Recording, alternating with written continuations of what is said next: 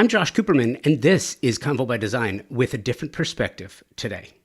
We're hopping across the pond to hear from one of my new favorite design firms.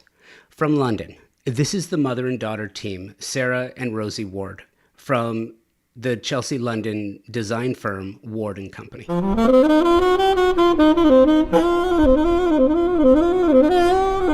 You will notice a few things about the following conversation. Strong design is universal.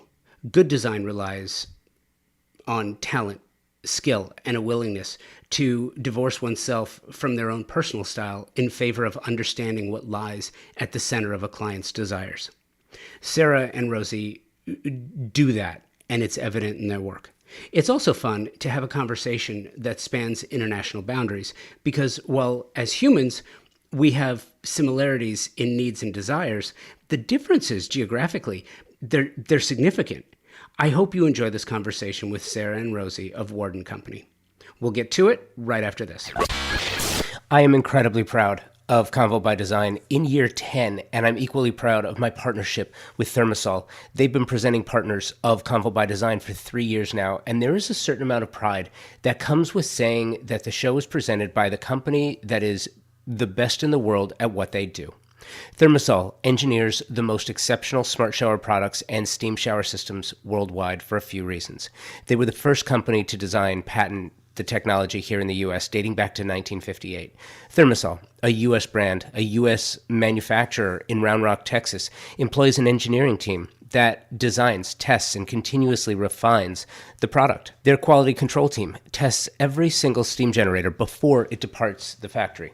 Who else does that? Nobody. I have had the pleasure of working with some world-class designers and architects who tell me, and you probably know this, that the idea of luxury has changed and continues to change, especially when clients want a spa-like bathroom. Steam is mandatory, or it's just not considered a luxury space. And if you want to add steam, you have one true option. It's Thermosol. And now, Thermosol, the industry leader in steam, bath equipment, and technology since 1958, is enhancing their already stellar family of products with new indoor and outdoor luxury saunas. Available in 3 design configurations, each sauna is handcrafted from clear Western red cedar or Nordic spruce, inspired by the brilliance of Northern European sauna technology and design. A luxury bathroom isn't luxury without steam. If you want luxury, you have one option. It's Thermosol. Check them out at thermosol.com and at Thermosol on the socials. One of the things that I find so fun about doing this now, especially after doing this for 10 years, but prior to the pandemic, the majority of the interviews that I did were in Southern California or surrounding states. I did them, almost all of them were in person. And I love that. I really do. Now we're back to it and I do a lot more, but since the pandemic, I've had the opportunity to sort of expand into other states and into other countries. I love that we have an opportunity to chat here, and I will do a preamble, a primer, if you will, prior to this. So everybody who's listening, will you do me a favor though? Will you introduce yourselves and a little bit about the firm? Yeah, so with Sarah and Rosie, Sarah and Rosie Ward from Ward & Co. And we're based in Michelin House, which is a lovely building, the Bendon building, right in the centre of London. And we have a team behind us of about 8. And we've done interior design for many, many years now, over 30 years. I stopped counting. And Rosie's been joined the company 10 years ago.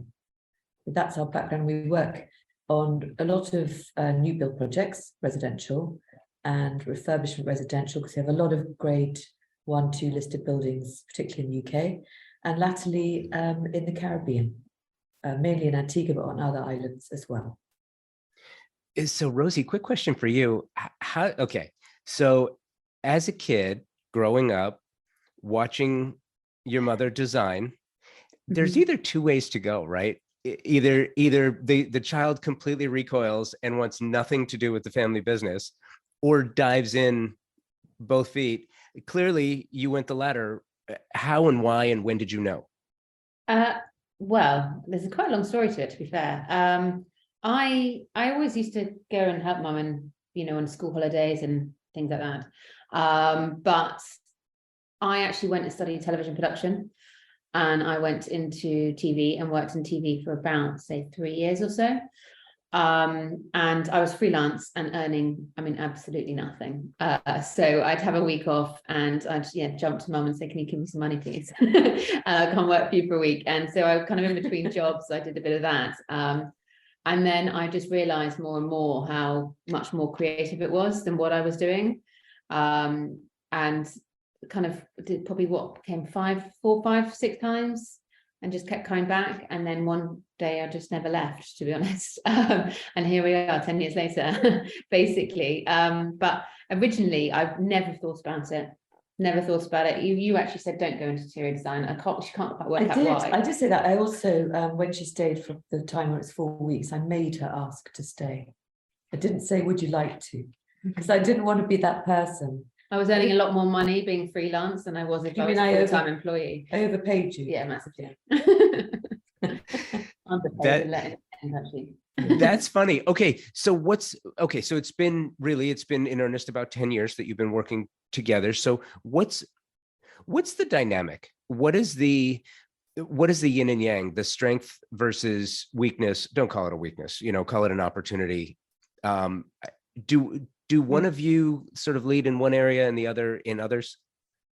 I think what's happened over the period, which is very plain to see now, is that whilst at the beginning, I sort of led most things, if not everything. And over the years, Rosie's definitely leading now. So my role now is easier than her role. I tend to try to pull in as much new business as possible. But Rosie's also more and more on that aspect of the business and sort of oversee business administration at a sort of, at a high level, and then look at our marketing in general, whereas the day-to-day running of the business, I would say, is absolutely Rosie's running. But in terms of strength and weakness, though, is in terms of, if we look at design, I do a lot of the technical drawing still and things. But in terms of if we're looking at kind of any conflicts and designs and things, I would say both our style is slightly different. But if either of us don't like something, like really don't like something, we'd say, and it just comes out the scheme. We don't really have much discussion about it. Just take it out. When something go, that is revolting, but the other one likes it, go, right, that's out, just take it out. Well, because the chances are the client's going to have a view. Yeah. So we just, but yes, we like the similar color palettes, I think. So sometimes we have to try quite hard to do, to work apart in that regard. But certainly, style-wise, slightly different, which is great.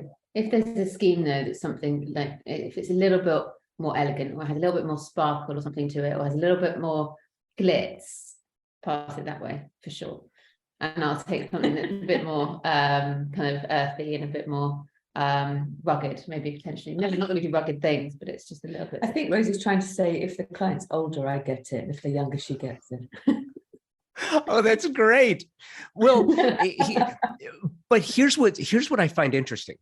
So you talk about older, younger clients, older are generally more moneyed, and younger clients generally are more creative and experimental and let you get away with things. But I'm curious, how did the pandemic change your design business? How did it change what your clients were asking for? Because look, let's be honest, one of the things that I think this has been so fascinating because it was a global occurrence.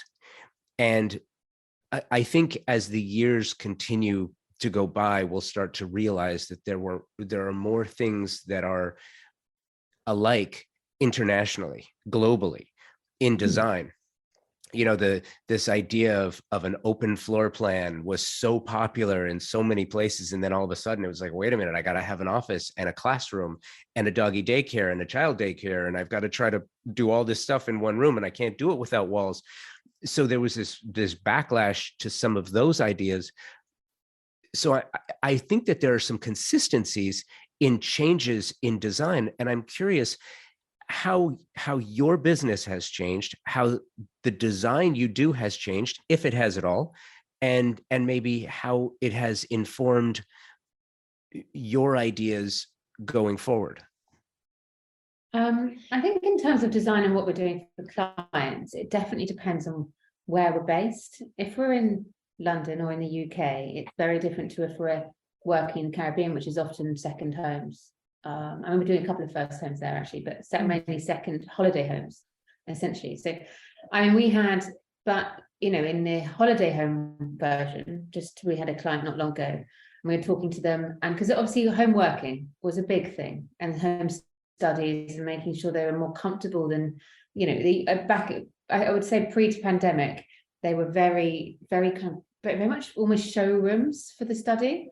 As you go sitting there and you probably just watch TV and if you want a bit of time and a bit of space away, as opposed to an actual physical working office. So that changed in terms of working offices in London, but abroad we had actually I thought was really nice and actually quite interesting. It was had a client who wanted to sit down with in just a chair with their laptop in a room where their children could do their homework just outside, and there, you know, could be space for everyone to be as well at the same time.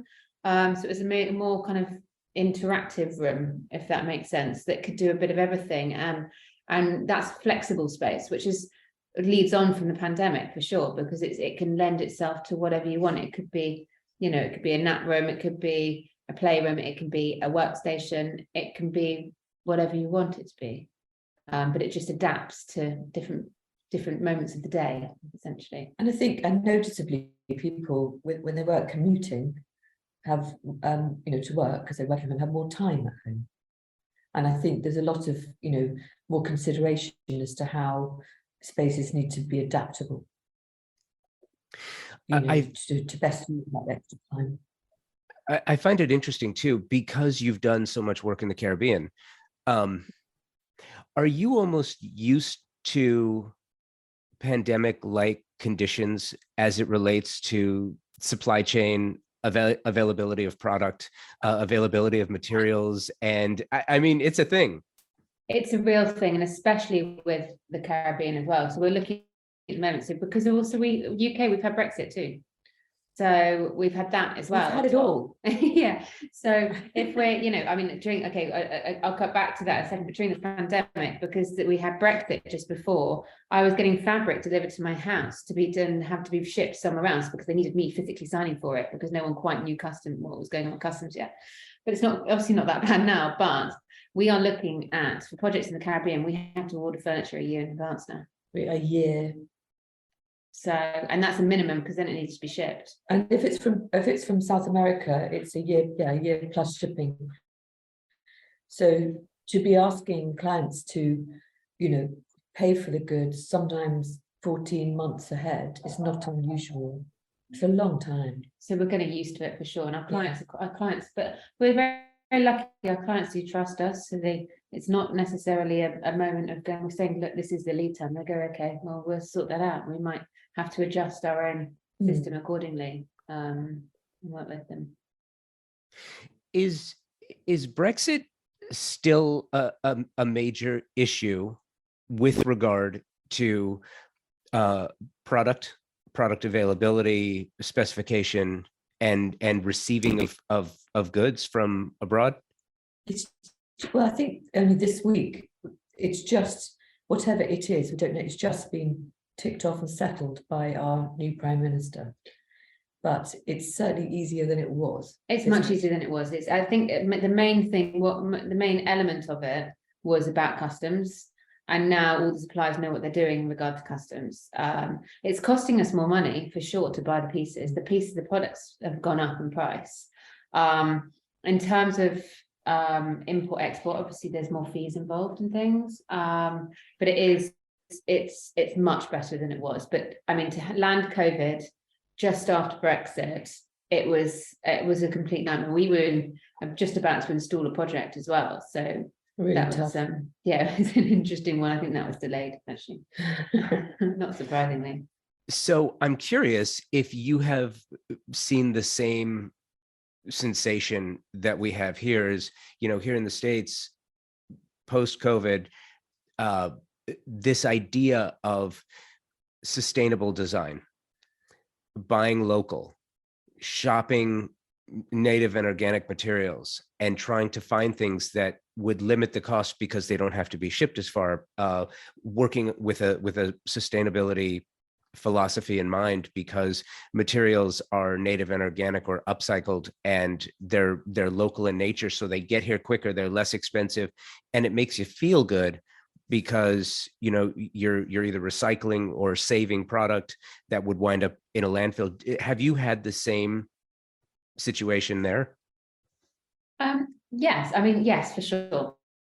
But I mean, we have for quite a few years now, when we do our UK projects, we like to source in the UK if we can.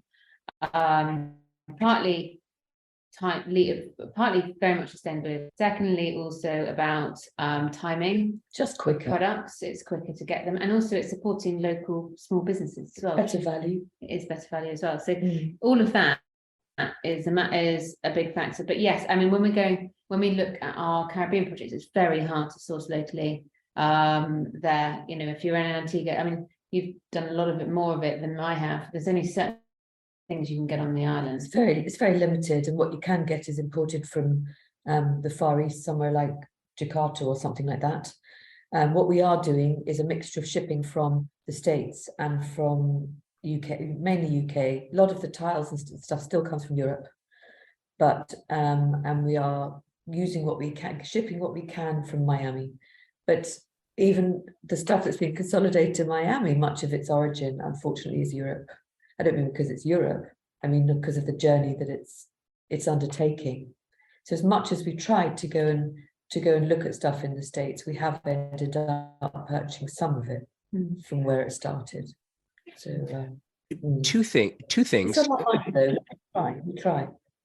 Yeah. So two things. The first is, are you seeing the rise of the local workroom like we are here?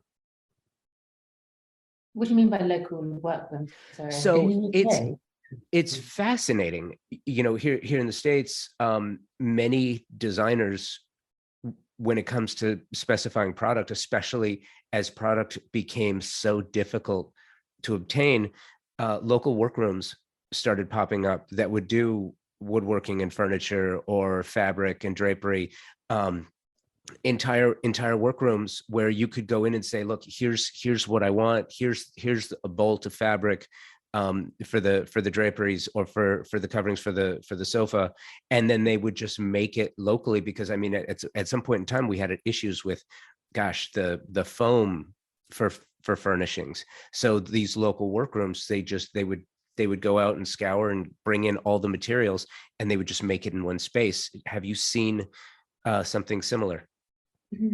Not necessarily. Not necessarily. I think we have a lot of local workrooms. With certainly certain areas of the UK. For example, the east of the UK is a very creative area. The mid-north is very creative, and there's certain pockets that have always had them, I would say. We do often see, I mean, in terms of the trade area, is you see specialities as opposed to all in one. So you'll see a joinery specialist, and they'll make furniture and joinery, and that's what they're good at, and that's what they'll make. They might be able to get some of the lovely finishes to go on the joinery that we specify, but they would make cushions if we like to make cushions, but they wouldn't supply the fabric for that. Not for trade anyway. I think when it comes to retail, there's quite a lot of one-stop shops, but they're normally quite big companies. They're not one-off small companies, I'd say.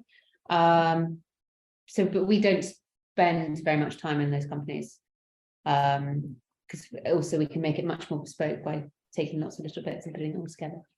It's harder what we do, but we get a better result, I think. Why do you think that is?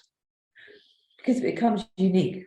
We're effectively doing a lot of unique pieces. Everything becomes personal to the project, whether it's more hospitality or for a private client, it's still more personal and bespoke. Bespoke for that project. And I think probably as our brand, we pride ourselves on that for sure, to try to not repeat things and to give everyone something different as far as you possibly can. Well, yeah, no, and that is the nature of these workrooms, is they're creating, every piece is custom, every piece is unique, and every piece is different. And I think, it's interesting, I started seeing that probably in earnest about 7 or 8 years ago. And it was fascinating why. And I'm curious if you've experienced this as well. So funny. So I produce panels for trade events, and I do the programming, and I moderate panels, and I cast the panels as well. And a few years ago, 7, 8 years ago, it seemed like every design event had a panel on it entitled "How to Reach Millennials. What do millennials want? Why don't they buy things? Why do they still live at home? When are they going to spend money? How to design for millennials?" It was, everything had the word millennial in it. And it was interesting because, you know, these young people would just live at home, and it was a different mentality. It was a different philosophy of life, right? But one of the things that I feel like came out of this and has now been permanently inserted into the zeitgeist is this idea that when it comes to luxury, not everything doesn't have to be expensive. Everything doesn't have to be super luxe. You can take that one thing, that one item, a buffet, a sofa, a piece of art, something, and then design around it using a high-low application of skill. And that's really one of the things that I feel like designers do so well, is that high-low application and make it all seamless and work together. Does that make sense to you? Have you seen that in your own work and through your own clients?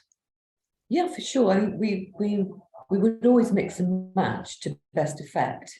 And it doesn't, particularly in one of our Antigua projects, there's a whole mixture of levels of furniture, and it's about the blending and the good marriage of one piece to the next. That's how we see it.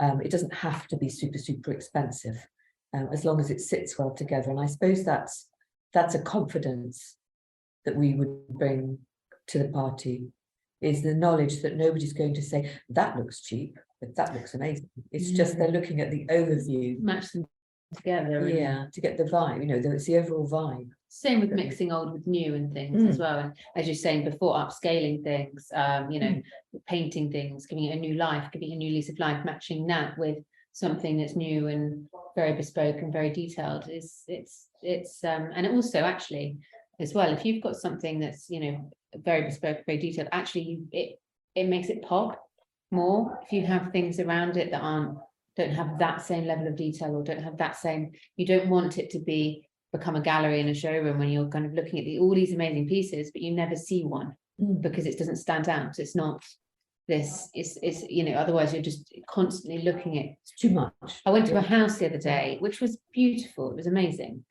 but it had every single surface had detail. And, architecturally, it was absolutely incredible to look at. When you stand back and look at it all at once, there was so much that it was impossible to really focus on what was actually beauty and what was it that you actually loved about that house. Even when you're going, well, there was almost too much, because there was too much to look at. You stop focusing on, the building as a whole, if that makes sense. I hope it makes sense. No, it absolutely does. I think it's funny. We're in this battle right now. I think the maximalists and the minimalists are warring, and it's really interesting because it's quite fascinating, actually. Because if you look at the trades, if you look at the magazines, if you look at the socials, and you can really see where there is this maximalist philosophy that is so popular. There is this minimalist. I can't remember a time in design when the two were popular at the same time. I think it's fascinating. Question for you. Aside from traveling to your projects, how often do you go to trade events around the world? And are there any that you've gone to? Did you go to Maison this year? Are you going to Salone this year? Did you go last year? Where are you going and where have you been? I had a ticket. I had a train ticket to Maison, and the train strike day happened that day. So it all went to pot. We were gutted. And just for whatever reason, the next day couldn't go. And I couldn't get a train the next day. I couldn't get another one because then it was packed from the people in the day. The joy of this country. So no, it was France. It was France's. It's France's train strike. Okay. So it was a nightmare. So I couldn't go. We're talking about Salone, but I just haven't honestly haven't done anything about it. We went to Maison last year, did you go? No, last you year? went. I went last year. So we try and go, those two in particular, the ones we try to go to. And then in the UK we have Decorex, which is very good. And we've explored doing Maison around the world actually, but it's the same suppliers. Focus, So, Focus is good. we're very lucky in the UK because we have Chelsea Design Centre That's next week. which we were actually there. We were there this morning, but We can walk. We can walk we there. can walk. But you know, there's so much that goes on there. And the showrooms, there's so many. I mean, we went to it's incredible. We're very lucky. In Miami, we went to the Dakota Center, Yeah. and it was great. But we had a lot of similar showrooms to the ones in London. But then we saw other things which were very interesting. So yeah, we tried to look around as much as possible. And I think the importance of travel is not just those, but it's just opens your eyes. It tends to be downtime, and you know, you get to look around and think more about, and it definitely all sorts of elements get included in a nearby project. But you're only as good For as your sure. suppliers and what they can do. Yeah. You are listening to my conversation with Sarah and Rosie of Ward and Company. We'll be right back. We are living at a time of incredible growth, both technologically and creatively, with respect to interior design, exterior design, and architecture. There is no question. There are companies thinking differently about the business of design and how to make products super serve those for whom they're being made. One of those companies, and one of my favorites, is Moya Living. Designer and fabricators of some of the most stunningly beautiful, incredibly durable, and highly functional kitchen, bath, and outdoor kitchen cabinetry on the market today. Powder-coated steel with stunning lines, vibrant colors to fit any design style or aesthetic. A history of designing cabinetry for the scientific community, so you know it's been tested in some of the truly the most harsh conditions available. Moya O'Neill is the CEO and founder of Moya Living. She's the inspiration behind the design.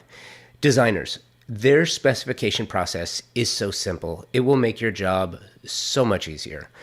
Check them out online through the socials at Moya Living, their website, moyaliving.com, and in the real world, their live kitchen showroom in Fountain Valley, California. The Institute of Classical Architecture and Art Southern California chapter is a forum for professionals in the industry and enthusiasts to come together, share their love, and show their commitment to the timeless principles of beauty, proportion, and observation that are embodied in classicism. Their members include renowned architects, designers, landscape architects, builders, students, artists, and creatives from every walk of life.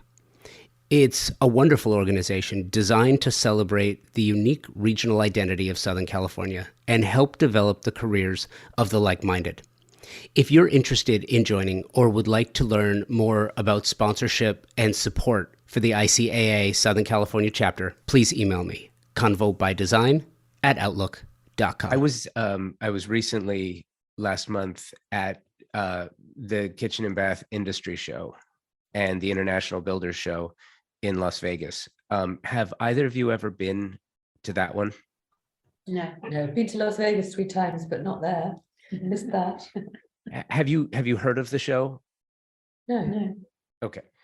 So imagine, if you will, it's in Las Vegas at the Las Vegas Convention Center in over 1 million square feet. Wow. Yeah, I mean, it's insane just how big it is. And there's everyone from across the country. And then the International Builders Show is also part of that. And that's more building material, extrusions, that sort of thing. And it's just, it was overwhelming. Yeah. But so what I gleaned from it was really interesting. And I wanted to sort of ask you about this is, I feel like there's also another wholesale change, like since so many things have changed all at the same time, and that's not enough. Now we have to change the manner in which appliances work. Everything's getting smarter. Everything is getting leaner. Everything's getting more expensive. Everything's getting more design to it, and I'll tell you what I mean in a second. But here for us, you know, I'm a native Angelino, born and raised in Los Angeles, and California has been suffering drought conditions for, gosh, decades. I mean, since I was a kid.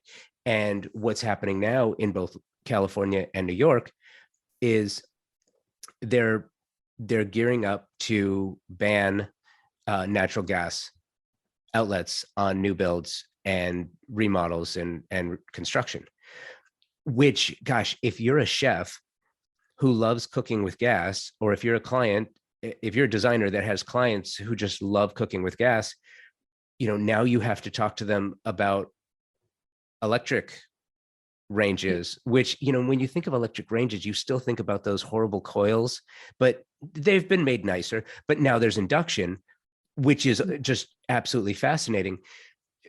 Do that in conjunction, you know, combined with the fact that toilets and low water flow have already been a thing for decades in those markets as well. Do you deal with the same issues? And is that of importance when it comes to, you know, when you're designing kitchens, when you're designing bathrooms?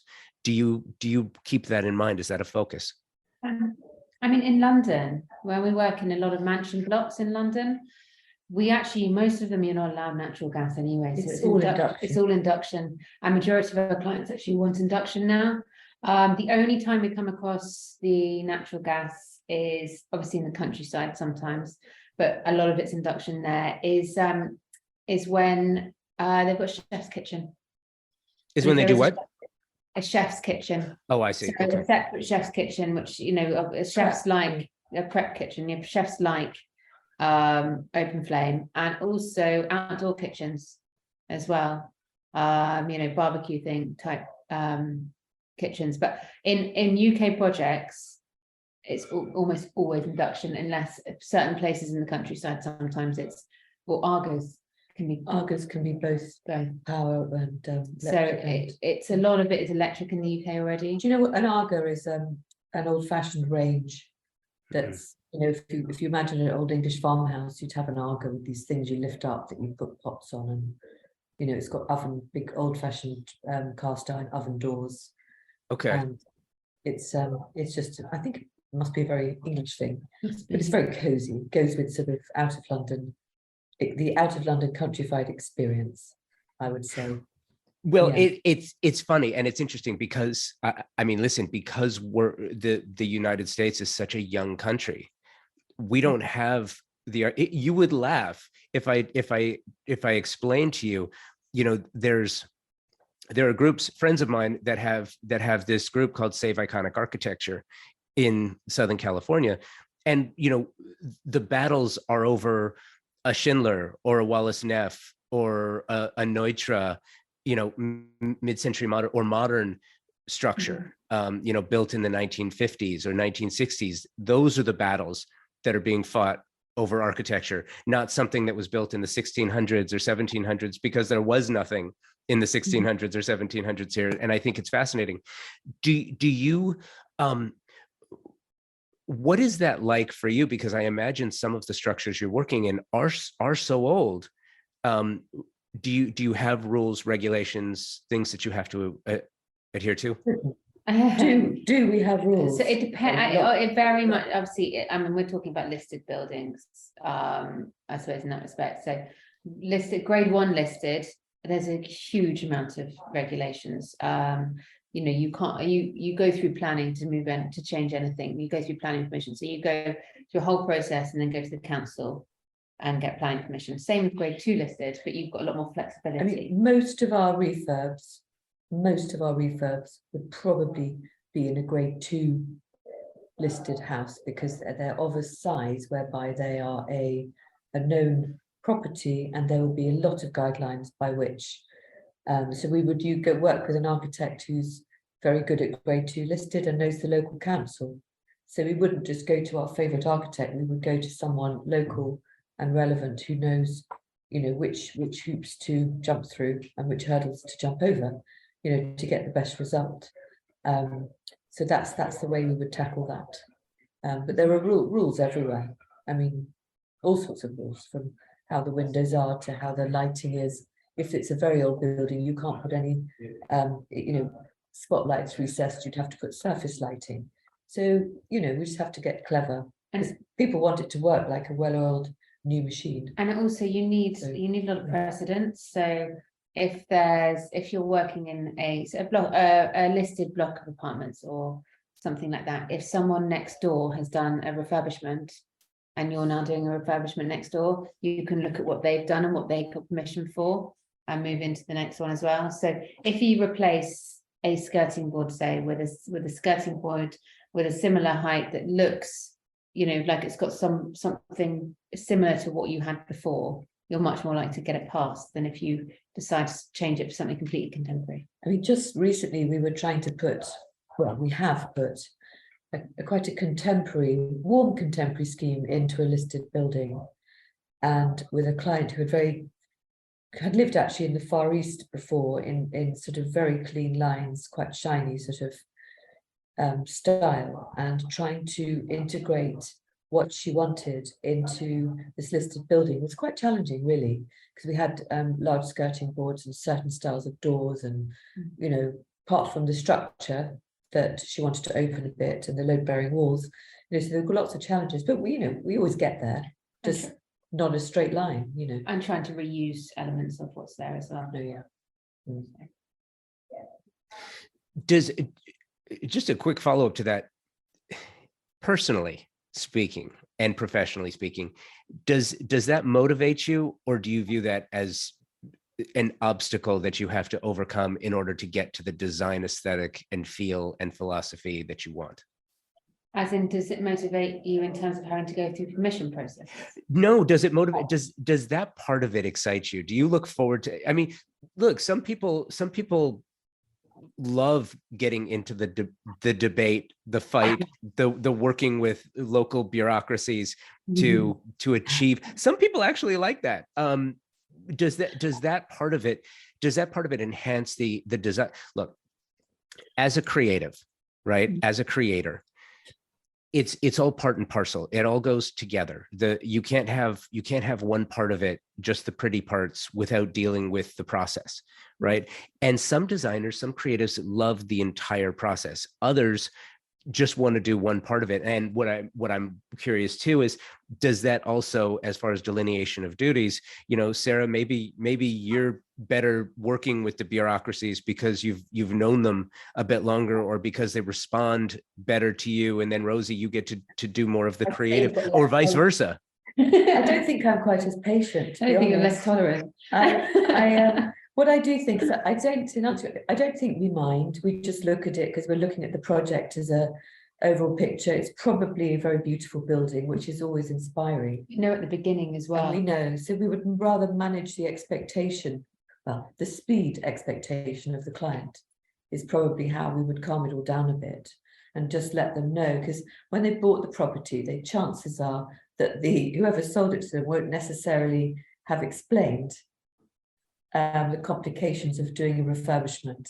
So we quite early on would be managing their expectations, should we say.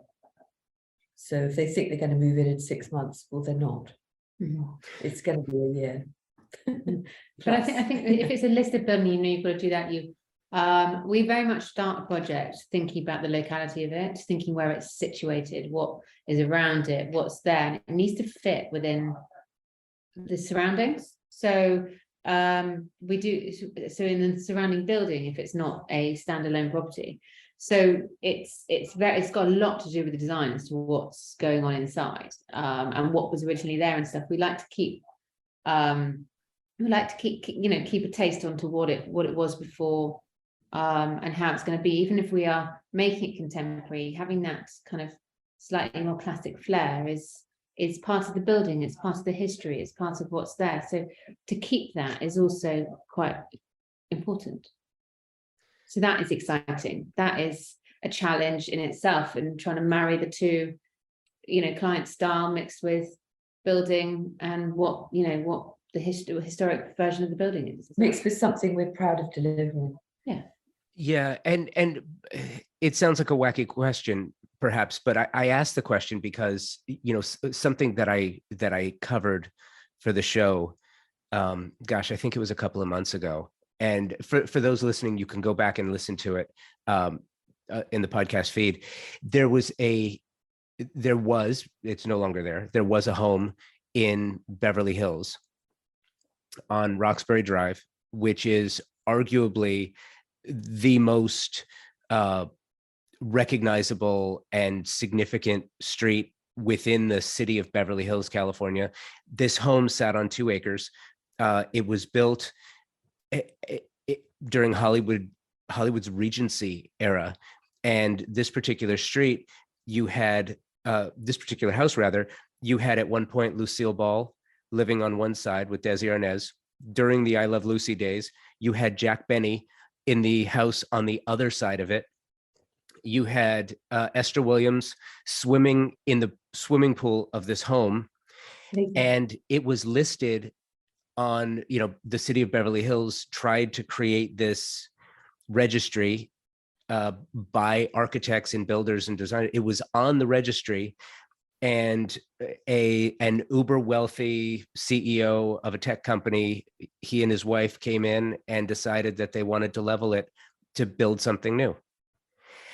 And I covered you should have heard, if you want to hear it, you can go listen to the episode, because I put in excerpts from the city council meeting. It was an absolute clown show. It was ridiculous.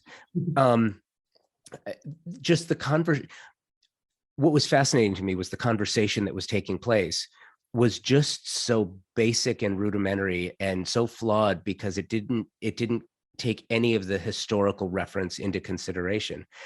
And for me and for friends that I have still in Los Angeles in design, they look at something like that, and the ability to participate in the longevity of a significant piece of architecture by crafting design that adds to it rather than takes it away. That's kind of exciting, I think. But, with that, you also have the process. You also have the people that you have to talk to, and endless meetings and endless reviews. And sometimes that can detract. And it's rarely the same team, is it?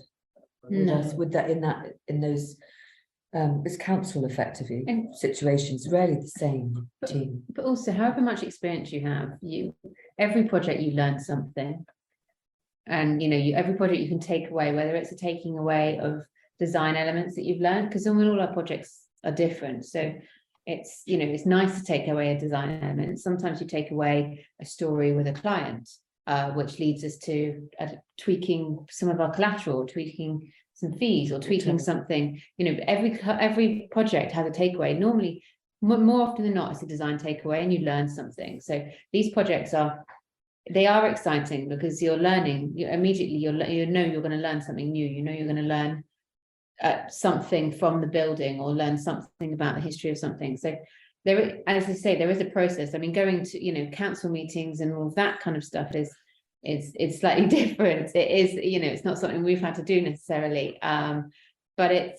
is all learning, and I think it's all interesting. And actually, that's what's really nice, what Sarah was saying a minute ago about being part of a team. The team always changes, which can be great. It also can be it's more problematic because you start a journey differently. But actually, you learn from the team, and you come together as a team to create this amazing product at the end. So shifting gears and talking a little bit about the projects, some of the projects that you work on.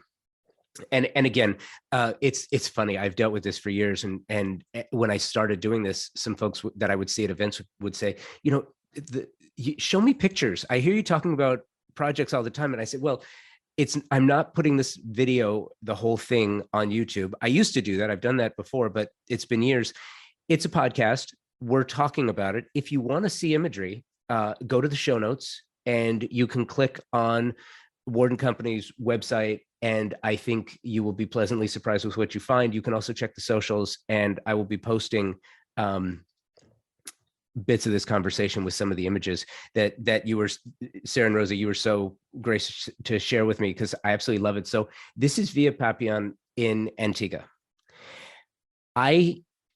When I got the images, the first thing I did, I must have spent the initial 10 minutes just looking at that view and imagining what that must have been like when you first got there, to try to imagine and ideate what you wanted this project to look like in conjunction with your client's desires.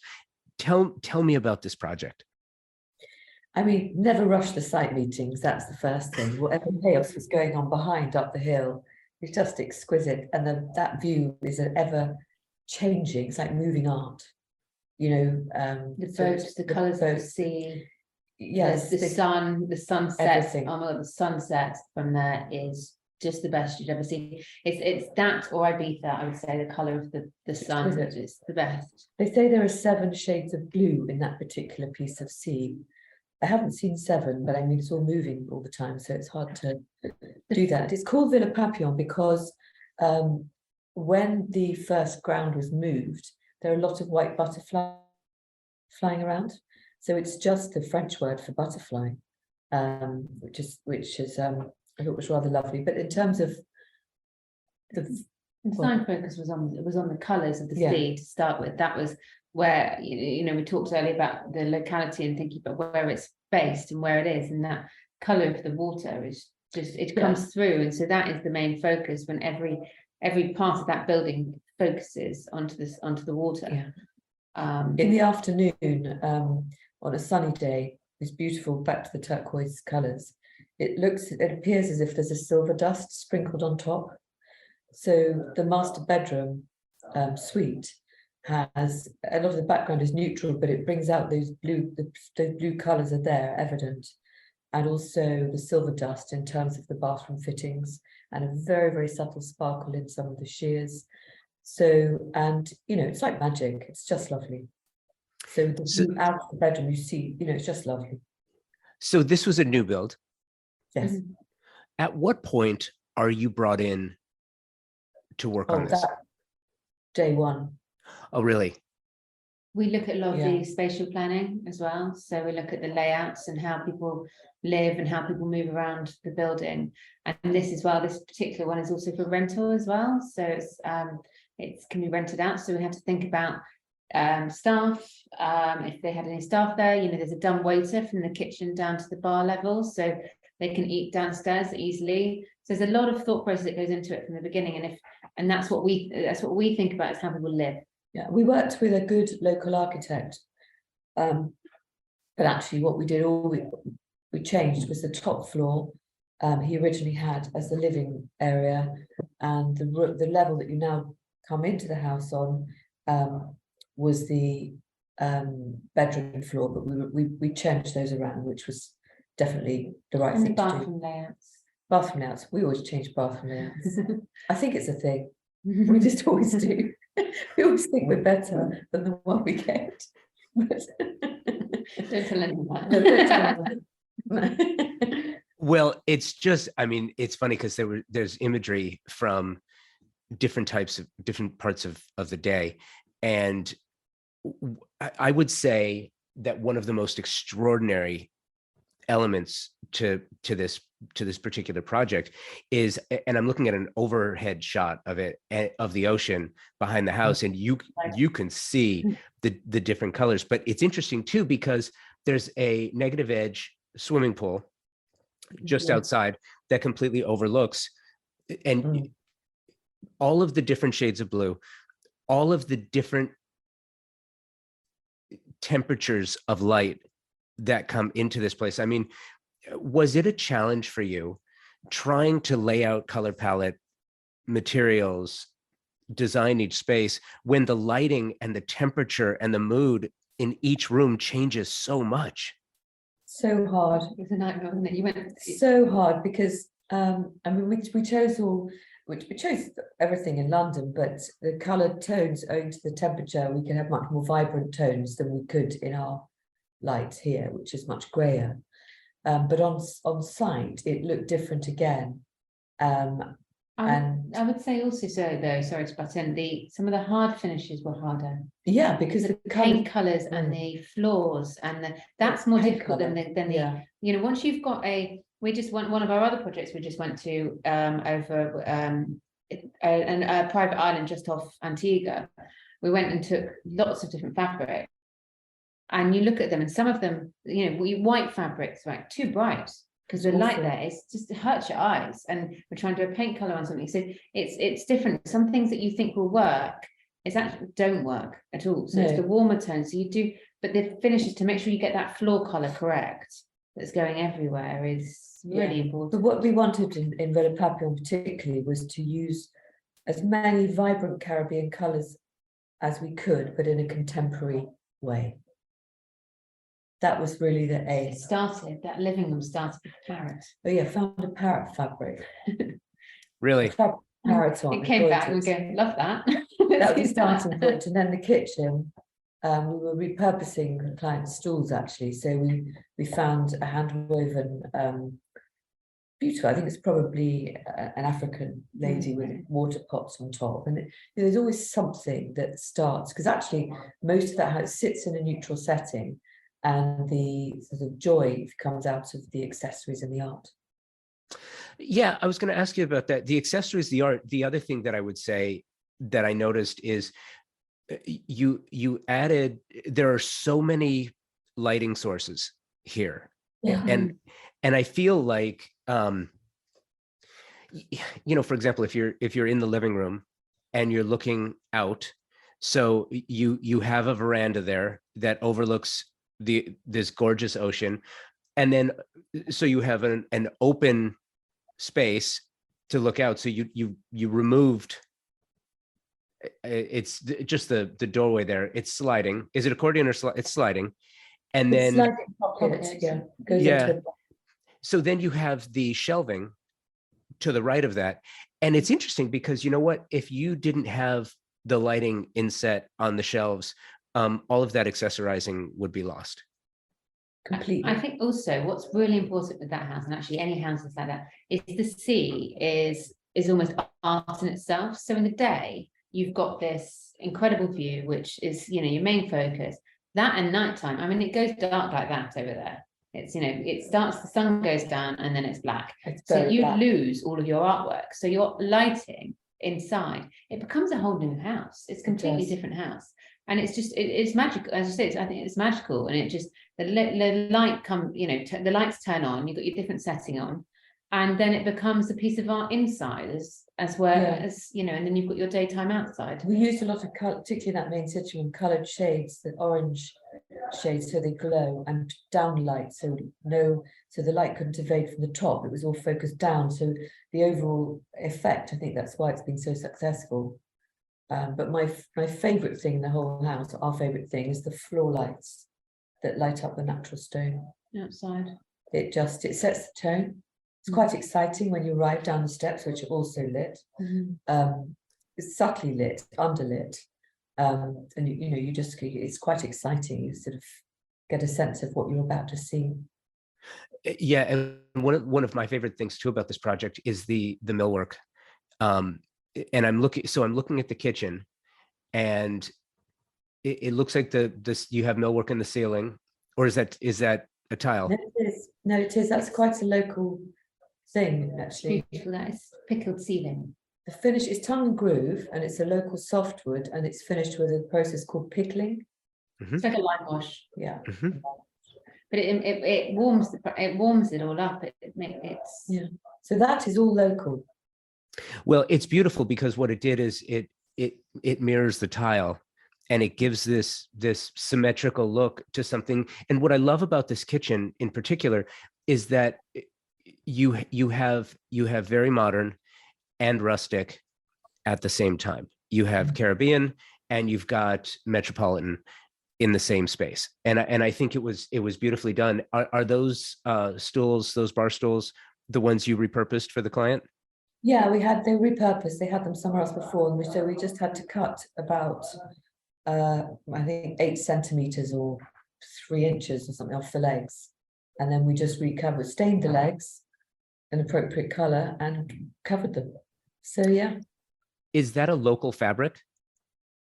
No, nothing's local. That's no fabrics are local. What? No fabrics are local. No fabrics are local. Oh, really? That was Zoffin? No, not Zoffin. The one that downstairs in the Pernod Chignon. Was it? Yeah, but it's a African designer, French supplier, and the front one was a German supplier, Zimmer Road, I think. What we Yeah. do if it comes there, they have stock in the UK, and so what we do is we send it to our UK upholsterer. So it's not everything's traveling really fast. So it will go to the stores in the UK. Still was in the UK anyway. Fabrics, some of it's stocked in the UK. Goes to the store, goes to the supplier. Everything has a journey. Well, it's beautiful, and I just wanted to touch base on a second project of yours, Capco. Can you tell me about this one? So this is in King Street. This is for a developer called Capco. Okay. So this is Project Piazza. So it's in Covent Garden, overlooking the Piazza. So it's an iconic area of London. Yeah. So full of street shows. Yeah. Exactly. So this project was interesting. I mean, it had 4 different briefs. We got down to the last brief, and that's where we got to. And you know, working with developers, a different journey to working with a private client. But it's, you know, we were working very much with some existing furniture, upscaling their furniture, looking at keeping the existing layouts, but redoing bathrooms and other things as well. Then also there was a process of value engineering too, to make sure that we're using, kind of spending the right money basically. But this was really, we really got a result that we really wanted in the end here, and we had to connect, but also the locality was very important. So had to have a marketing journey with it. So if you're looking at the living room space, which was kind of living, dining, library area as well. So library areas are very English, you know, and it suited it very well to have around the fireplace and things. So we've got 400 books in there for 400 years of Covent Garden history, because the history of Covent Garden dates back for 400 years. So all of those books, I can't say I did it myself. We used a lovely company to help us. All those books are related to Covent Garden, also London in some way. And then, you know, we had things like a bespoke painting in the study that pictured some of the street artists downstairs and what was going on in the piazza down there as well. And then mix some very English elements into it, with some very contemporary bits as well, and trying to make it vibrant, but also it's for sale. So it's for sale. Had to appeal to lots of different people. So it was a long journey to get to where we got to, and partly because the project, the scope changed of the project. But in the end, we ended up we very much designed the kitchen because of the speed we had. So mixing lots of different materials together, different metal colors as well to add a bit of depth to it, and different colors. So, you know, bold colors mixed with some neutrals as well. I love that image, which has the kind of mustardy, goldy chairs looking onto the blue wall, with the library there as well. So a couple of things that I noticed about this that I absolutely love is this particular project. So you're looking out onto basically a square. So you've got a city view. It's a gorgeous city view, square view. It's not a city, but it's what you did is you basically applied some of the very same techniques that you did in Antigua, where you use the ocean in that regard, the ocean and the boats and the hills behind as a piece of art. You use the city views, the square views, as a work of art, and you played other things off of it, which I think is just absolutely brilliant. Something else that I absolutely love is the bathroom. I have a thing for bathrooms. I just, you know why? I'll tell you why, because they're small spaces, and small spaces in my experience are harder to do than larger spaces. They just are. Like, if you have a big space and a lot of money, you can do amazing things. If you have a small space and a lot of money, you're still limited. Regardless of the budget is my point. You know, smaller spaces are harder to design because you're limited by the physical space you have. And you did some things here that I just think are absolutely exquisite. As you look into this bathroom, you're looking through the shower and there's a window behind it. You went with completely frameless on this, which extended the view. There is no lip to the shower, which doesn't take away from the eye. There's a, the invisible drain is it. There's nothing to just there's nothing to distract. It's a very modern space, but it also feels very, very comfortable. Tell me about this bathroom and what the thought was behind it. It was gross beforehand. It was so gross. So it was anything to make it better. No, it was dark, but it had 2 windows, but it was dark. And it was just, let's call it loved. Let's call it very loved, and not very clean. So it was about, this bathroom started, we went through quite a few layouts in this because it's a big enough space to hold a bath as well as a shower, but it wasn't a big enough space to really do that justice. This is one of the things about when it's a listed building, because that is listed as well. You can't just knock walls down. You have to work with some of the spaces. So you have to make a call as to which room usage is going to be for what. And this was a classic. The bathroom's actually bigger than it needed to be. But it's not big enough to make it really luxurious. But I think that was one of the factors is then we decided to take away the bath, put the bath in the other room, and then you've got this massive space. And we're going, okay, well, we've got to do something else with this. Obviously, first and foremost, it was light and bright and make it look great. But we've got to do something else. So we put in a window seat in there because you can look out into the city. If you want to sit down, you've got a bit of small storage, and also it covered. There's a lot of pipes there as well. So we're covering up the pipes as well.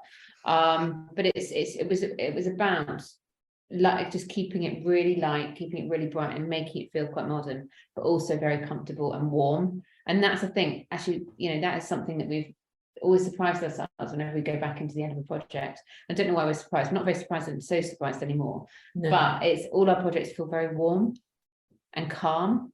As much color as you use, as much texture as you use, the end result always feels somehow calm. And I think that's the warm tones that we like to use. Which doesn't always work. Color, the science of color is fascinating, and it is very true. I know one shouldn't generalize, but it is very true that warm colors are more popular in certainly Caucasians, people who originate from Indian countries, African countries, Caribbean tend to be warm tone people, whereas somebody perhaps from the Far East might prefer cherry tones, more lemon yellows, stronger colors. So it's quite interesting. It's one of the first things we start to talk to a client about, is try to gauge where the color spectrum's lying. Cool blues, cool greens, warm blue, blacks, browns, chocolate brown, tan, etc. So there's no transom, but I do see the shower enclosure goes floor to ceiling. Is this a steam shower? No. What we did in there, we tend to have strip drains and fall away. We try as a standard to work like that in a shower, and to have the controls upon entrance, so that the idea is you can put it on and walk away while it warms up. We also, this apartment had, in certain areas, had the most amazing ceiling heights. Yeah, it did. And so I think partly the window behind that shower screen it's arched, isn't it? From memory, it's an arched window, and it goes almost to the ceiling. So we have got a gap. There is a gap at the top of that shower screen, only a small gap, but it was as small as possible. But that it was about your eye level looking to the window behind, as opposed to looking to, otherwise the shower screen would cut halfway through that archway. Also restrictive, the sizes of pieces of glass and things into a building. It's on the top floor. We didn't have a problem with that. No, we could. It's also a consideration. Access. Yeah. Well, I love it. I think it's fantastic. And something I didn't really even realize is because that enclosure does go all the way to the ceiling. if it were lower, it would strike at eye level, and it would detract. Just an amazing detail. And one of the other things I noticed too is that carries through from some of the other design is that under cabinetry lighting. Again, it seems, is that a constant? Do you try to work that in wherever possible? Yeah, in the bathroom. PIR. Yeah, so we would one of the features that we would do in a bathroom. So that is another thing we would do, and it's probably on a PIR, which is infrared sensor. So at night, the idea is if you want to go to the bathroom, you don't have to put on all the lights. It's just a subtle glow, so you can do what you need to do and go away again. Strip drains, shower controls in the right space, under counter, probably vanity, under counter lighting. What else do we do? So if we can, a nice niche in the shower to hold shampoos and lighting in that niche things, too. and a lit niche. So because you might do a different tile on the back of the niche as well. yeah, so just little things like that. So practical but elegant. Love it, and I love this project.